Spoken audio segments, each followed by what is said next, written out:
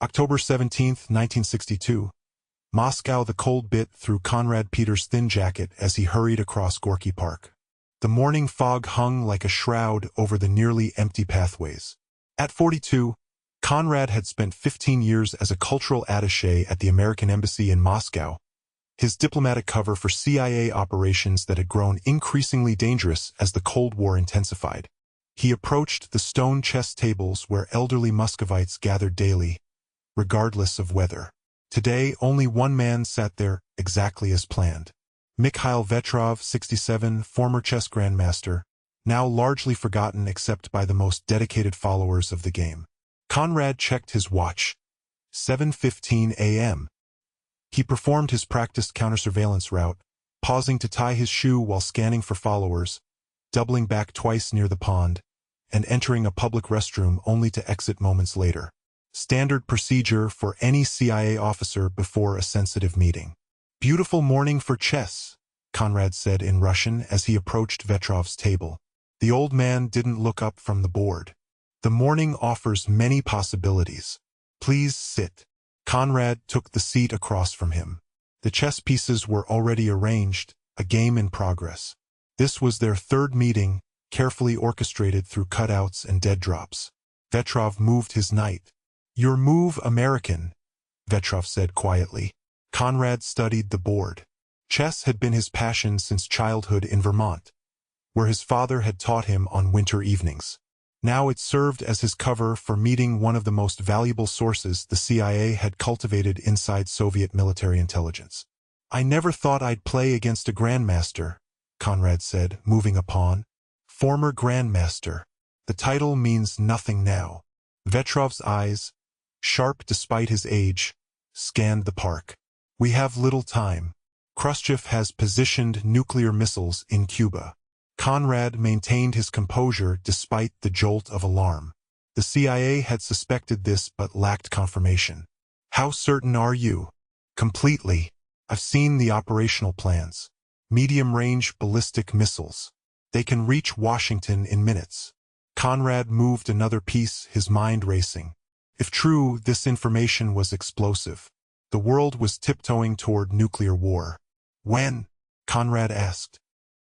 "They are already there. Being assembled." Vetrov captured Conrad's bishop. "Check." Conrad moved his king while processing the implications. "We need documentation. I can provide it, but there is a price." "Name it." "My granddaughter, Raisa. She has leukemia. The treatments here are primitive. I want her in America. I want her to live." Conrad nodded. "I'll need approval, but I believe we can arrange that. Then tomorrow, same time, there will be a package in the hollow of the oak tree near the north entrance. Technical specifications, deployment schedules, operational plans." Vetrov moved his queen. "Checkmate in 3 moves." Conrad studied the board and saw Vetrov was right. He tipped over his king. "Tomorrow, then." As Conrad walked away, the weight of responsibility pressed down on him. If Vetrov was telling the truth, he was carrying information that could prevent or trigger a nuclear war. October 18, 1962, Moscow. Conrad woke before dawn. His apartment on Kalinin Prospect quiet except for the occasional rumble of early morning traffic. He performed his morning routine with deliberate calm, though his mind raced with contingencies. The dead drop retrieval would be the most dangerous moment. He left his apartment at 6:30 a.m., taking an indirect route to Gorky Park. The package, if it existed, could change history. The oak tree stood solitary near the north entrance. Conrad paused, lighting a cigarette as he surveyed the area. 2 women walked a small dog. A street sweeper worked methodically along the path. Nothing suspicious. He approached the tree casually, pretending to rest against it while his hand found the hollow. His fingers touched something, a small oilskin package. Conrad slipped it into his inside pocket and continued walking. His heart pounded as he made his way through a series of counter-surveillance maneuvers across Moscow. 3 subway changes, a brief stop at GUM department store, then a taxi to a residential area, followed by another walk and finally back to the embassy. In the secure communications room, Conrad unwrapped the package. Inside were microfilm strips and a handwritten note from Vetrov. Chess game postponed. Circumstances have changed. Do not contact. Conrad's stomach tightened. Had Vetrov been compromised? Was this a setup? The CIA station chief, Richard Barrows, reviewed the microfilm with growing alarm. If this is authentic, we're looking at a full-scale nuclear deployment 90 miles from Florida, Barrows said, wiping sweat from his brow. The president needs this immediately.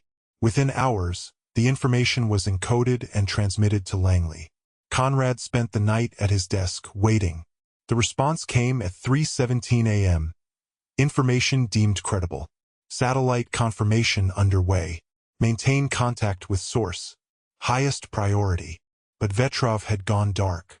October 20th, 1962, Washington, D.C. Rachel Morgan pushed her cart through the grocery store, outwardly calm while her mind calculated escape routes and potential surveillance. At 34, she had spent 12 years as a KGB illegal, a deep-cover agent living as an American citizen. Her legend was impeccable. Born in Chicago, graduated from Northwestern, now working as a translator for the Department of Commerce. Her neighbors knew her as a quiet, friendly woman who occasionally dated but seemed married to her work. In reality, she was Raisa Michailova, trained at KGB School 4, and planted in America with the patient determination that characterized Soviet intelligence operations. The store's payphone rang as she passed. 3 rings, then silence. The signal. Rachel abandoned her cart and walked to the phone, waiting exactly 30 seconds before picking it up. Yes, she answered. The chess tournament has been moved to Vienna, said a male voice with a slight accent. Your uncle is ill. The line went dead. Rachel replaced the receiver, her hands steady despite the adrenaline now coursing through her. The message was clear: emergency activation. Her uncle, her KGB handler, was compromised. She was to execute Operation Vienna, an emergency communication protocol she had trained for but never expected to use. That evening, Rachel entered her Arlington apartment and performed a thorough sweep for surveillance devices, a daily ritual. She pulled up a floorboard beneath her bed and removed a shortwave radio, listening for the number station that would broadcast her instructions. At precisely 11:42 p.m., the broadcast began. A woman's voice reading numbers in groups of 5. Rachel decoded them using her one-time pad, a sheet of random numbers that matched those held by Moscow Center. The message was brief. American president informed of Cuban missiles. Source believed in Moscow embassy. Critical chess strategy needed. White queen takes black knight. Rachel deciphered the instructions. White queen takes black knight was a specific assassination directive. She was to eliminate a high-level American intelligence officer believed to have received critical information about the missiles in Cuba. The target: Conrad Peters, returning to Washington tomorrow for emergency consultations. Rachel felt a momentary hesitation. In 12 years, she had never been asked to kill. Her role had been intelligence gathering, not wet work. But she had sworn an oath to serve the Soviet Union, to protect her homeland from American aggression. If the Americans knew about the missiles before they were fully operational, they might launch a preemptive strike. She began her preparations. October 21, 1962, Andrews Air Force Base, Maryland. Conrad descended the steps of the military transport plane, briefcase handcuffed to his wrist.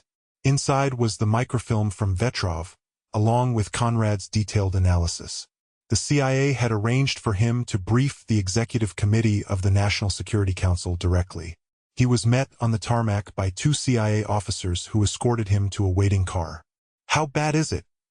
asked the driver, a veteran officer named Martin. "Worse than we thought," Conrad replied. "Khrushchev's playing for keeps." The car pulled away from the airfield. Conrad noticed a second vehicle following them. Standard security protocol. What he didn't notice was the third car, several hundred yards back, driven by a woman with auburn hair. Rachel followed at a careful distance. Her window of opportunity would be small. According to her intelligence, Conrad would be taken to a safe house in Virginia for debriefing before his meeting at the White House. The route would take them along a stretch of wooded road with limited surveillance. Inside the lead car, Conrad reviewed his notes. The missiles are R-12 intermediates, nuclear-capable, range of about 1,200 miles. They can hit any city on the eastern seaboard. Jesus, muttered Martin. And Vetrov's information is solid? He provided technical specifications that match what we know of Soviet missile capabilities, plus deployment coordinates that our U-2 flights have now confirmed. The car turned onto a narrow road flanked by dense trees. Rachel accelerated slightly, closing the gap. In her lap lay a PSM pistol, a Soviet silent weapon designed specifically for close-range assassinations. What happened next occurred with the clinical precision of well-trained operatives. Rachel's car rammed the trailing security vehicle, sending it into a ditch. She quickly switched to the right lane and pulled alongside the lead car carrying Conrad. The window rolled down, the pistol emerged. Conrad saw the vehicle only seconds before the first shot. "Down!" he shouted, pulling Martin toward him as the windshield shattered. The driver slumped forward, foot still on the accelerator. The car veered sharply, hitting the guardrail before flipping onto its side. Conrad's world became a disorienting tumble of breaking glass and twisted metal. His head struck something hard. When consciousness returned seconds later, he was hanging upside down, still strapped in his seat. Martin was unconscious beside him, blood streaming from a head wound. The driver wasn't moving. Through the shattered window, Conrad saw a woman approaching, gun in hand. Despite his disorientation, his training took over. He fumbled for his own weapon, but his arm was pinned. The handcuffs had kept the briefcase attached to him through the crash. Using his free hand, he unlatched his seatbelt and fell awkwardly onto the crushed roof of the overturned car.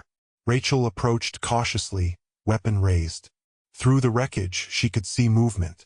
The mission parameters were clear: eliminate Conrad Peters and recover the intelligence materials. The Soviet Union could not allow the Americans to confirm the missile deployments until they were fully operational. Conrad crawled toward the rear door, pushing through broken glass and twisted metal. He could hear footsteps approaching. His service pistol was trapped beneath Martin's unconscious body. Conrad reached for the door handle just as a shadow fell across the wreckage. "Don't move," Rachel said, her voice steady, accent perfectly American. Conrad froze. "You're making a mistake." The only mistake was Vetrov's. She aimed the pistol at Conrad's head. "Where's the microfilm?" Conrad's mind raced. She knew about Vetrov. The old chess master must have been caught, forced to confess before they killed him. "Who are you?" "It doesn't matter. The briefcase, please. If you kill me, you'll never get it open." Destruction mechanisms.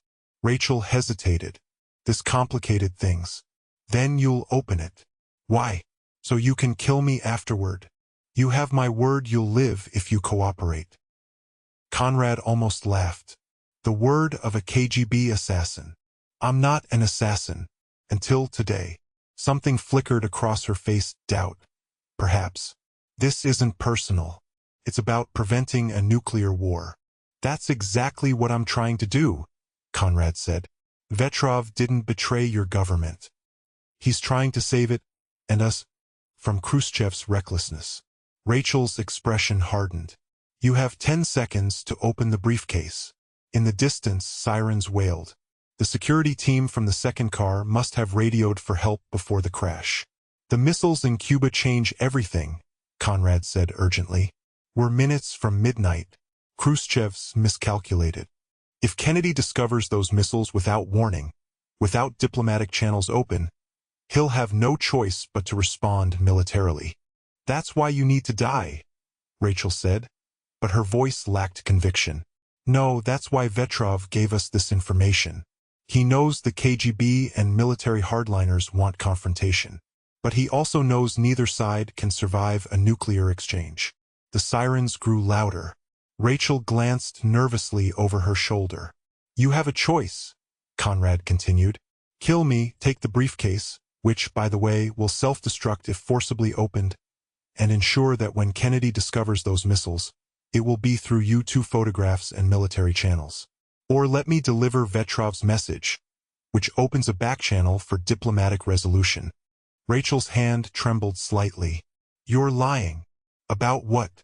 That Khrushchev's actions could trigger nuclear war? You know I'm not. Something changed in Rachel's eyes, a flicker of the same fear Conrad had felt when Vetrov first told him about the missiles. The existential dread of knowing how close the world stood to annihilation. What does Vetrov propose? She asked, the gun still aimed at Conrad's head. A chess game.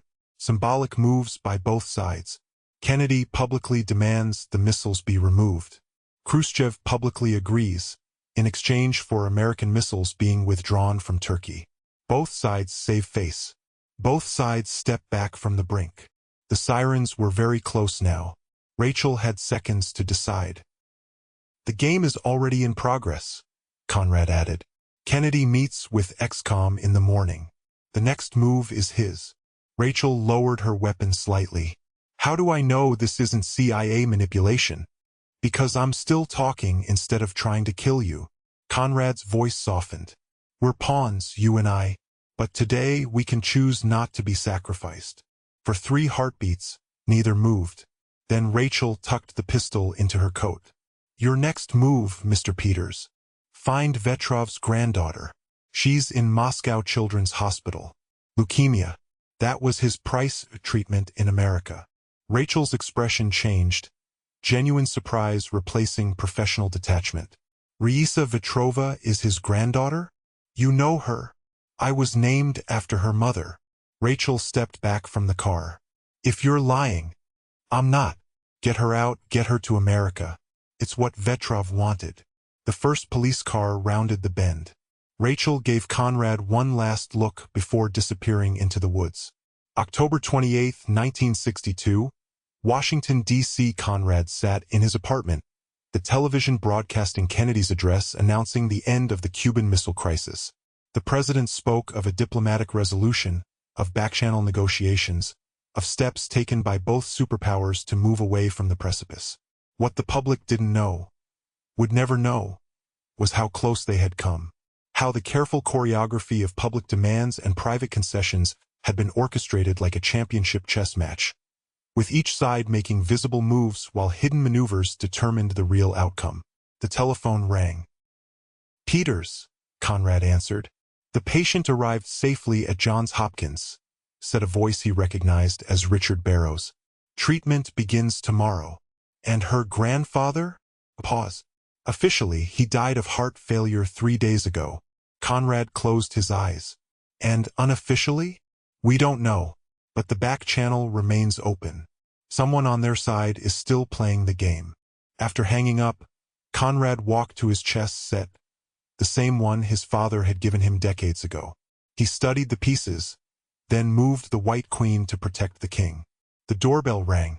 Through the peephole, he saw a woman with auburn hair. He opened the door, his hand near the weapon holstered at his side. Rachel stood in the hallway, wearing a simple dress rather than the tactical clothing of their last encounter. You should be halfway to Moscow by now, Conrad said. I received new orders. She held out an envelope. For you. Conrad took it cautiously, opening it to reveal a single sheet of paper. On it was a chess diagram showing a game in progress, the exact position from his last game with Vetrov in the park. He's alive, Rachel said. At least for now. They're debriefing him. Torturing him, you mean? Yes, but he won't break. He's a grandmaster. He sees 15 moves ahead. Conrad studied the diagram. Why are you here? To deliver the message. And because I've been reassigned. To what? To you. To us. To the chess game. Rachel gestured at the diagram.